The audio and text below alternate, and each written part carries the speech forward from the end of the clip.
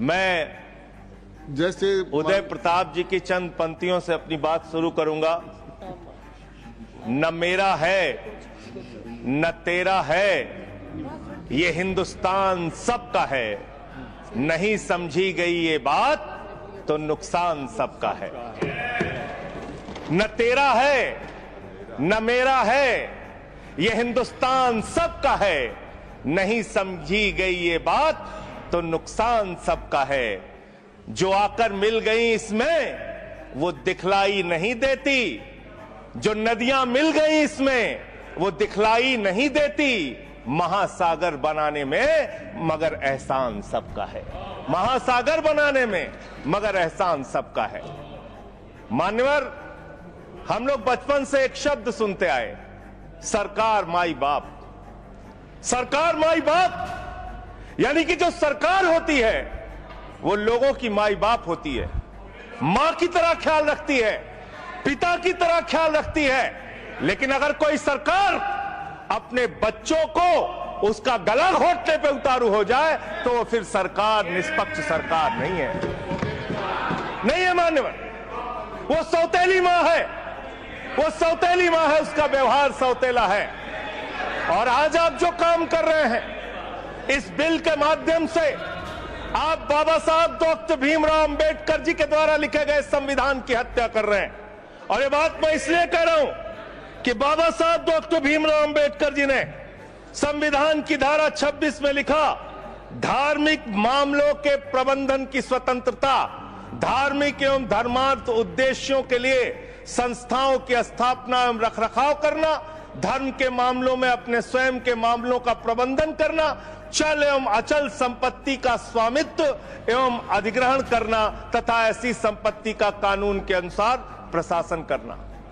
यह अधिकार आपने नहीं दिया, यह अधिकार किसी भारतीय जनता पार्टी के लोगों ने नहीं दिया। यह अधिकार बाबा साहब डॉक्टर भीमराव अंबेडकर जी के द्वारा लिखे गए भारत के संविधान ने दिया मानकर।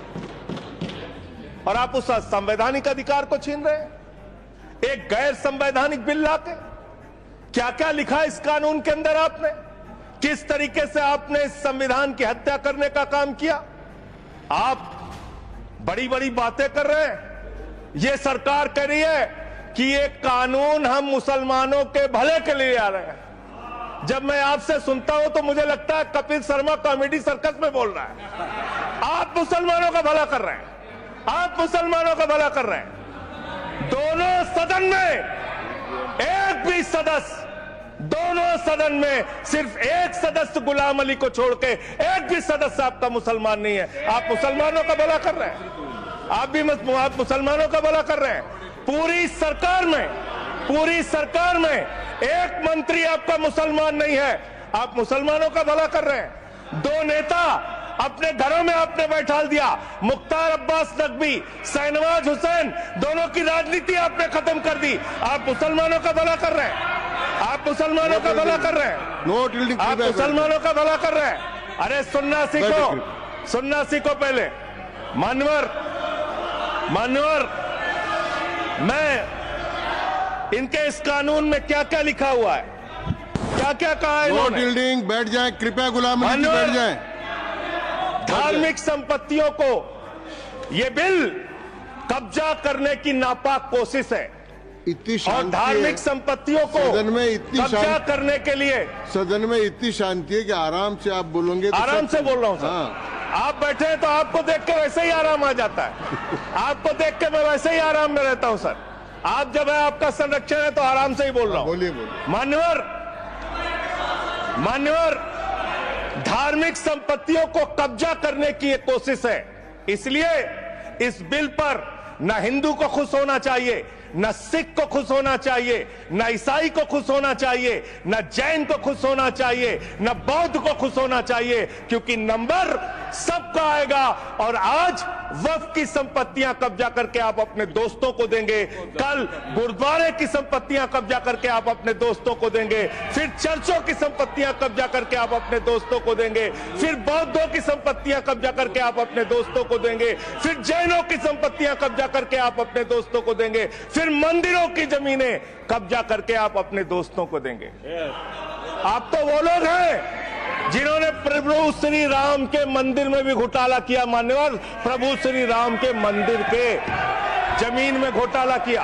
मैं कागज दूंगा सर, मैं कागज दूंगा। कर दिया मैंने। ये लोग राम मंदिर में घोटाला करने वाले लोग हैं, राम मंदिर की जमीन का चंदा खाने वाले लोग हैं सर। ये लोग 2 करोड़ की जमीन 5 मिनट में 18 करोड़ में बेची सर इन लोगों ने। 16.5 करोड़ का घोटाला किया, 18.5 करोड़ में जमीन बेची। ये राम मंदिर में घोटाला करने वाले लोग हैं सर। मान्यवर, अरे प्रभु श्री राम के नाम का पैसा खाते हो तुम लोग। अरे बैठ जाओ, राम मंदिर का पैसा खाते हो। अरे राम मंदिर में घोटाला करते हो, बैठो।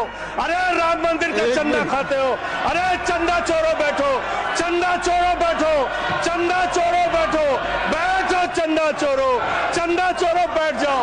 चंदा चोरो तुम लोग चंदा चोरो, चंदा चोरो तुम लोग, चंदा चोरो, चंदा चोरो, चंदा चोरो बैठो। 1 मिनट को प्लीज। चंदा चोरो बैठो। सभापति महोदय, Shri Gajendra Singh ji. Sir I am not dealing sir, I am not dealing. सदस्य ने चंदा चोरी किया इन्होंने सर, राम का पैसा खाया करने वाले राम का पैसा खाया सर इन्होंने। राम मंदिर का विषय, राम मंदिर में चंदा चोरी किया इन्होंने।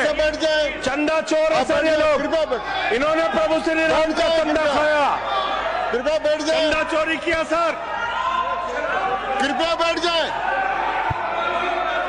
राम मंदिर के संबंध में सर राम मंदिर के संबंध में कहे गए सभी शब्दों को मैं कार्रवाई से निकाल रहा हूं, कार्रवाई से निकाल दिए। 2 करोड़ की जमीन 18.5 करोड़ में खरीदी इन लोगों ने। 2 करोड़ की जमीन अयोध्या में 18.5 करोड़ में खरीदी। मान्यवर, कृपया मान्यवर मेरा टाइम बचाया जाए सर। मान्यवर, टाइम पॉज कीजिए सर, टाइम पॉज कीजिए, बैठाइए इनको। Point of order allow sir. I am not dealing sir. Point of order Bhupendra Yadav, please sit down.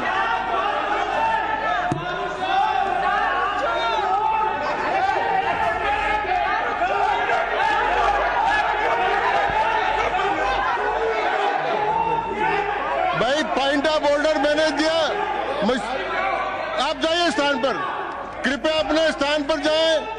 मैंने व्यवस्था का प्रश्न उठाने का मौका दिया भूपेंद्र जी यादव को। आप सब लोग अपने स्थान पर जाएं, कृपया अपने स्थान पर चले जाएं, कृपया अपने स्थान पर जाएं, कृपया बैठे। मैंने भूपेंद्र जी, कृपया बैठ जाएं, कृपया। श्री भूपेंद्र यादव सर। मैं पहले Bhupendra ji. Yes sir. Bhupendra Yadav sir. Madan ji Rathore कृपया बैठ जाएं। सर ये कृपया, मैंने भूपेंद्र जी यादव को व्यवस्था का प्रश्न उठाने की अनुमति दी है, लेकिन मैं पहले बता दूं कि राम मंदिर के बारे में जो कुछ इनको कहा मैंने उसको एक्सपेंस कर दिया है, वो कार्रवाई का हिस्सा नहीं है। आप बोलिए सर।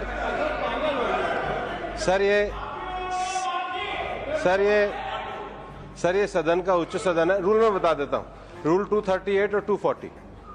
आप 238 और 240, 238 and 240, you read it sir. There are sir 2 rules है, 238, 240। मेरे को बुक की जरूरत नहीं है। हाउ टू स्पीक ये 238 है सर। 240 बड़ा इंपॉर्टेंट है जी सर। कोई भी सदस्य अगर इररिलेवेंट बोलता है, अगर तो ये चेयर की पावर है कि उस सदस्य को रोक सकते हैं। जो विषय डिबेट से जुड़ा हुआ नहीं है, जो विषय सदन से जुड़ा हुआ नहीं है, इररिलेवेंट विषय को आपको रोकने का अधिकार है। जो सदस्य संजय सिंह जी बोल रहे थे वो इररिलेवेंट है। तीसरा एक और विषय सर, 238 में बोलने के बाद जो असंसदीय शब्द है, किसी भी पार्टी के बारे में, किसी के बारे में जो असंसदीय शब्द है वो बोले गए हैं, तो उसकी भर्त्सना भी हाउस पूरी तरीके से करता है। माननीय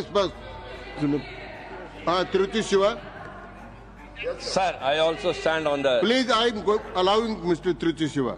I also stand on the same rules, sir. 238 and 240. You didn't quote 238.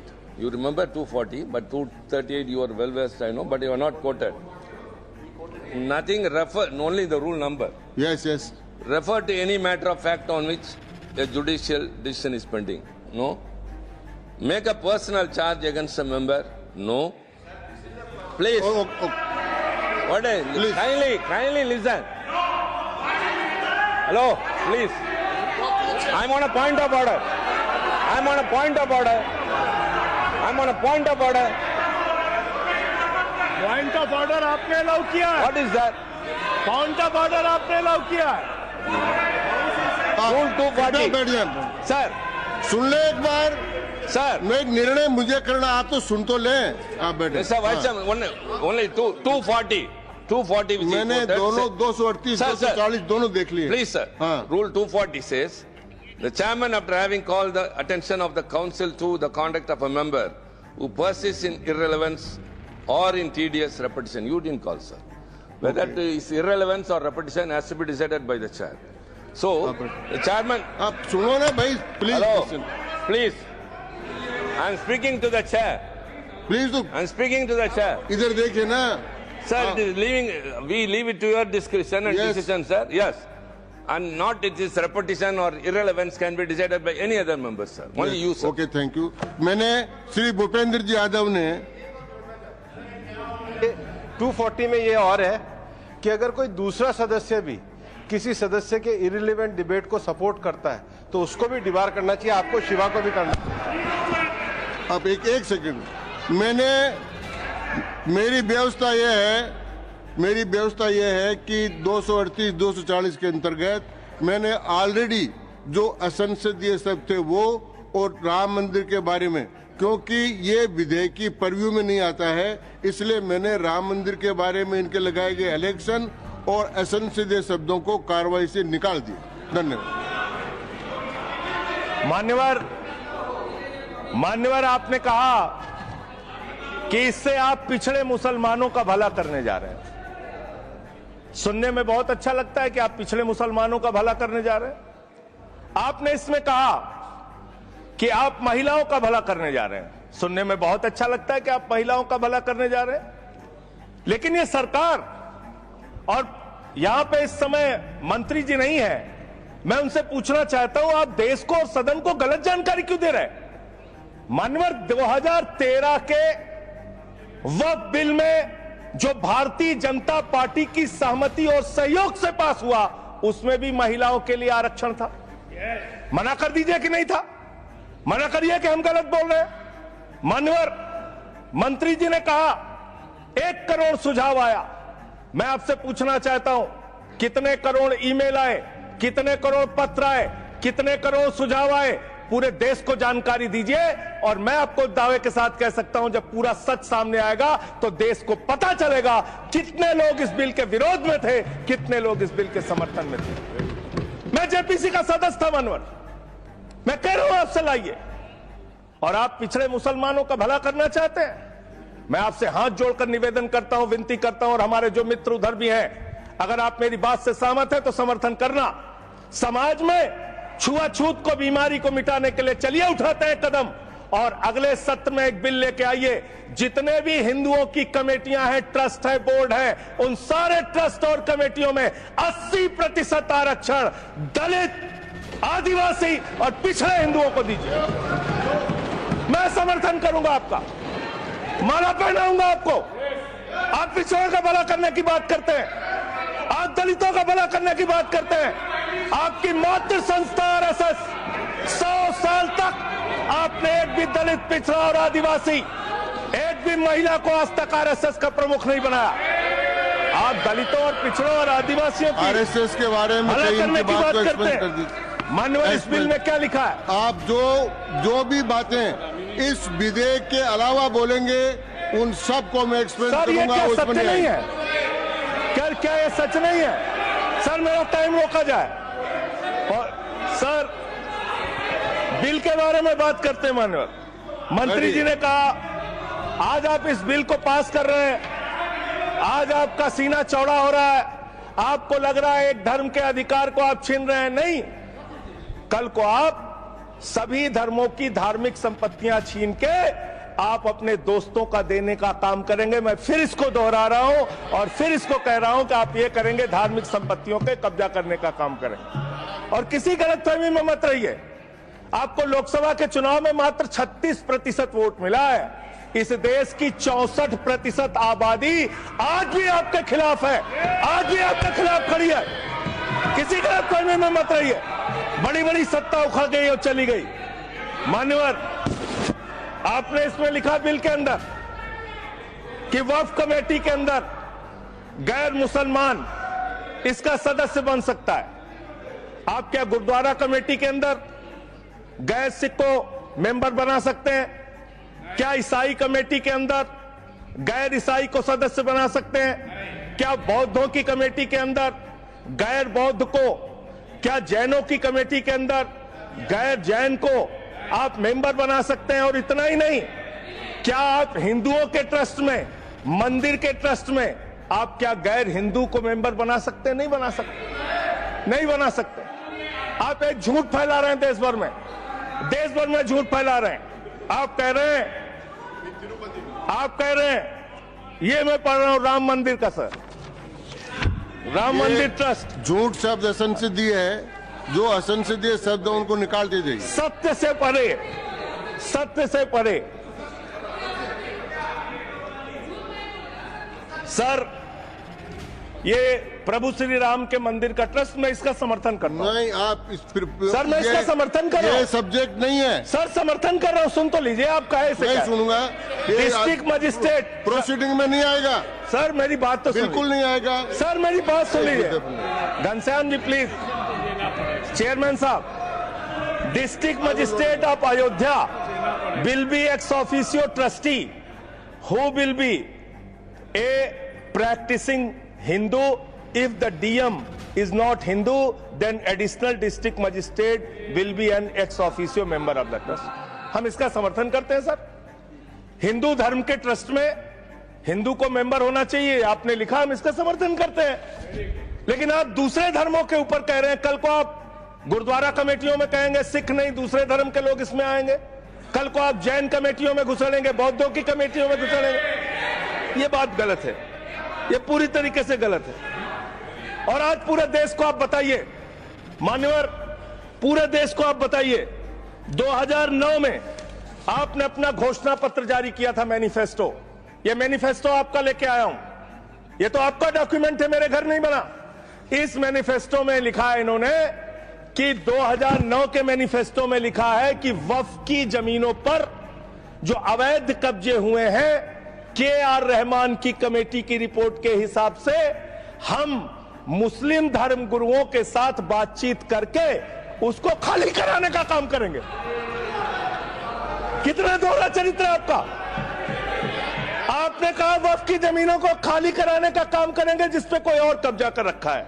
मान्यवर, एक और बात, सुप्रीम कोर्ट के अंदर आप कह रहे हो कागज चाहिए, कागज चाहिए। मंत्री जी ने कहा कागज चाहिए। मंत्री जी, आपको कागज की बहुत जरूरत होती है, कागज आपको चाहिए। आपकी सरकार ने 2020 में, ये पूरे देश को देखना चाहिए, पूरे देश को सर, 2020 में मैं जेपीसी का मेंबर था, ये कागज वहां मिला हमें। 2020 में सुप्रीम कोर्ट में, सर आप, मेरी बात नहीं आ रही सर, सर मेरी बात नहीं आ रही। 2020 में मान्यवर, इस भारत की सरकार ने, मोदी जी की सरकार ने शपथ पत्र दिया सुप्रीम कोर्ट में। से क्या लिखा हुआ है? 99% वक्फ की संपत्तियां डिजिटाइज हो चुकी हैं। मुख्तार अब्बास नकवी साहब आपके मंत्री थे, उनका बयान है 100% वक्फ की संपत्तियां डिजिटाइज हो चुकी हैं।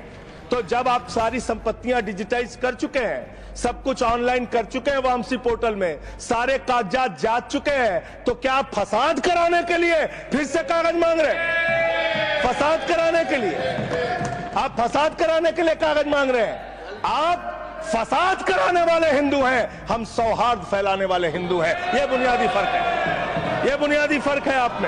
आप देश भर में फसाद, नफरत, लड़ाई, झगड़ा कराने का काम करते हैं। मान्यवर, मैं अंत में आप लोगों से सिर्फ एक ही बात कहना चाहता हूं कि आज सच्चर कमेटी की रिपोर्ट की बात कही गई और कहा गया 12,000 करोड़ की आमदनी हो सकती थी। एक सुझाव मैं पूरे सदन की तरफ से इस सरकार को देना चाहता हूं। 12,000 करोड़ की आमदनी की चिंता है वक्फ की, करोड़ों मुसलमानों की चिंता है आपको। एक अपने दोस्त को पकड़ के लाइए, नीरव मोदी को 20,000 करोड़ वसूलिए, 12,000 करोड़ वक्फ को दीजिए, 8,000 करोड़ अपने पास रखिए।